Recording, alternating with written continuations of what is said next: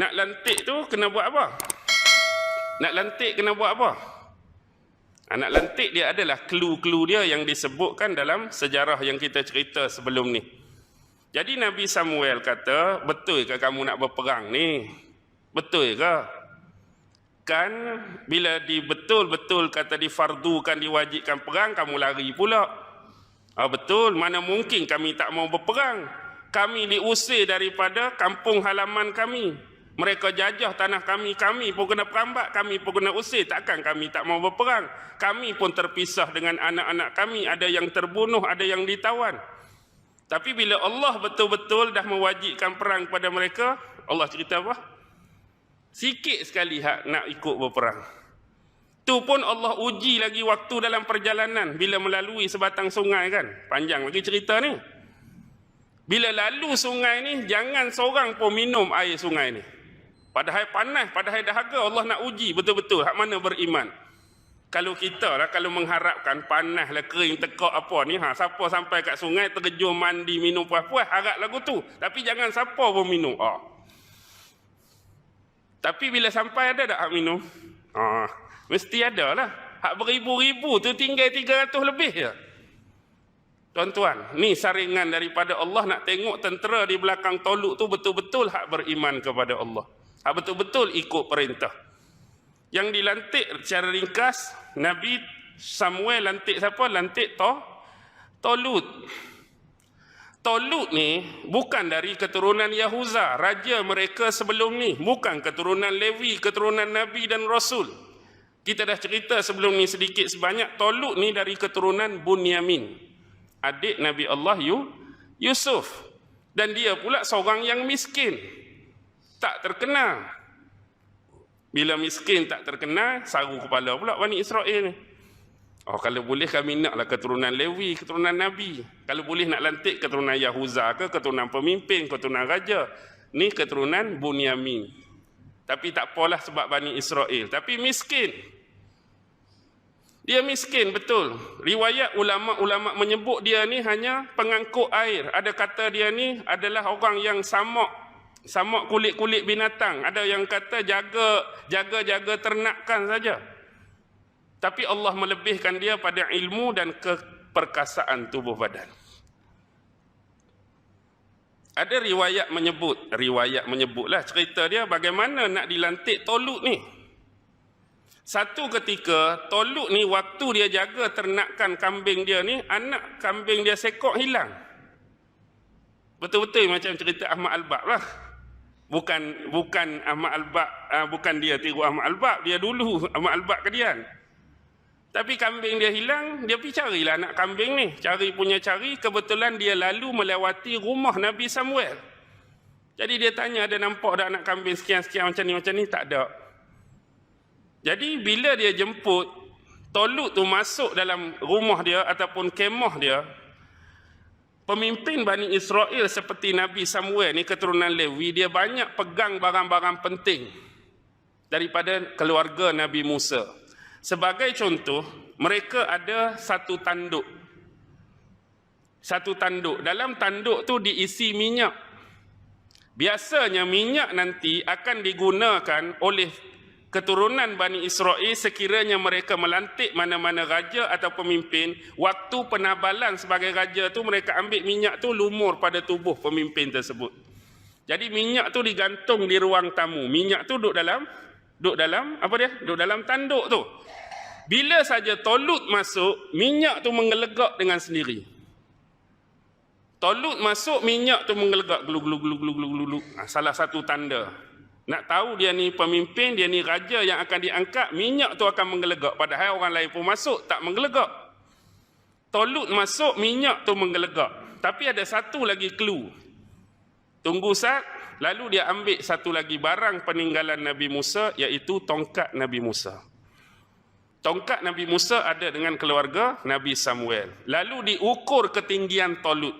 Kalau sama dengan ketinggian tongkat, inilah orang dia. Jadi letak tongkat tu tepi Tolut, sama tinggi antara kepala dengan kaki, sama tinggi dengan tongkat Nabi Musa. Inilah orang dia. Jadi Nabi Samuel lantik Tolut. Jadi bila lantik Tolut tadi, waktu inilah dikatakan dalam riwayat-riwayat dalam tafsir, malaikat mendatangkan balik the Ark of Covenant tu, kitab Tabut Sakinah. Jadi berperanglah Tolut bersama dengan Bani Israel ni, antaranya di bawah pimpinan Tolut pada masa tu Nabi lah. Nabi apa? Tadi saya sebut zaman Nabi mana ni? Zaman Nabi Daud alaihi salam. Nabi Daud salah seorang komander Tolut pada masa tu. Umur Nabi Daud masa tu baru 19 tahun. Dia di bawah pimpinan Raja Tolut menentang Jalut. Dan Nabi Daud itulah yang bunuh Jalut. Menggunakan apa? Lastik batu dia tu. Dia ada sejenis lastik hak kita tarik tu, buh batu tu. Buh batu besar tu lempak. Lempak tu kena kepala Jalut tu, menyebabkan Jalut meninggal, Jalut mati. Jadi naiklah nama Nabi Daud pada masa tu. Jadi ringkas cerita, selepas Tolut wafat, Tolut meninggal, maka Nabi Allah Daud naik sebagai pemerintah ataupun raja Bani Israel. Jadi Nabi Daud naiklah. Selepas Nabi Daud wafat, siapa? Anak dia Nabi Sulaiman. Selepas Nabi Sulaiman wafat, dia berpecah pula zaman Rohab'am dengan Yarba'am tu. Elok-elok. Faham tak cerita ni? Faham ke ni? Kau pening?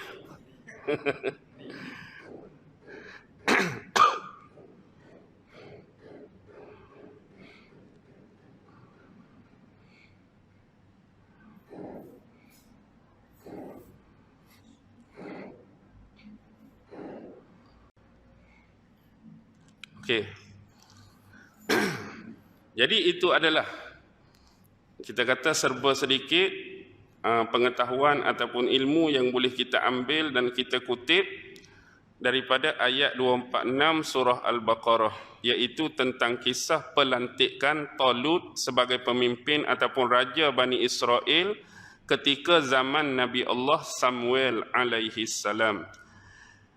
Dan ketika itu Tolut ni, zaman hidup dia telah mengahwinkan anak perempuan dia dengan siapa? Dengan Nabi Daud itulah. Tolut telah mengahwinkan anak perempuan dia dengan Nabi Allah Daud alaihi salam dalam satu riwayat, yang mana kalau dia kahwin dengan anak perempuan Tolut, otomatik Daud dengan Tolut jadi lagu mana? Jadi mana? Pak mertua dengan menantu lah. Anak perempuan Tolut tu dikahwinkan dengan Nabi Daud. Jadi Nabi Daud dengan Tolut antara pak mertua dengan menantu. Jadi zaman Tolut ni adalah zaman permulaan kebangkitan kembali Bani Israel, dan zaman Daud dan Sulaiman dikenali sebagai zaman the golden age. Zaman keemasan, zaman kegemilangan bagi Bani Israel. Selepas Nabi Sulaiman wafat, dah zaman kehancuran. Hancur sungguhlah. Sampailah zaman Nabi Allah Isa pun, kita tengok Palestin tu di bawah pemerintahan siapa? Zaman Nabi Isa lahir, bawah siapa? Bawah siapa? Palestin. Nabi Isa tu kalau kira siapa nak salib dia tu? Siapa yang menjalankan hukuman salib tu? Orang Yahudi ke Rom? Orang Yahudi ke Rom? Rom. Nak abad selepas kejatuhan zaman Nabi Sulaiman tu panjang masa dia. Mereka sentiasa dijarah, sentiasa diserang, sentiasa ditawan, sentiasa ditakluk, sampailah kelahiran Nabi Isa pun Palestin. Tempat kelahiran Nabi Isa tu masih lagi di bawah pimpinan kerajaan Rom. Cawanganlah. Sebab pada masa tu pusat mutlak dia, Byzantium Timur ni berpusat di mana? Di Byzantium lah. Di mana Byzantium? Byzantium. Rom Timur, di mana? Dulu Sultan Muhammad Al-Fatih lawan siapa?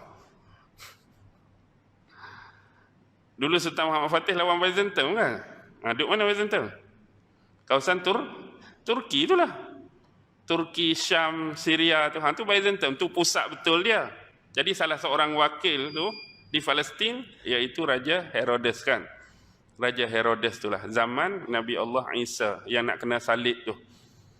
Sampailah mereka ni berpecah-pecah sampai di antara mereka sanggup mendatangi bumi Madinah. Apa kes mereka nak piduk Madinah? Sebab mereka nak cari siapa? Nabi akhir zaman.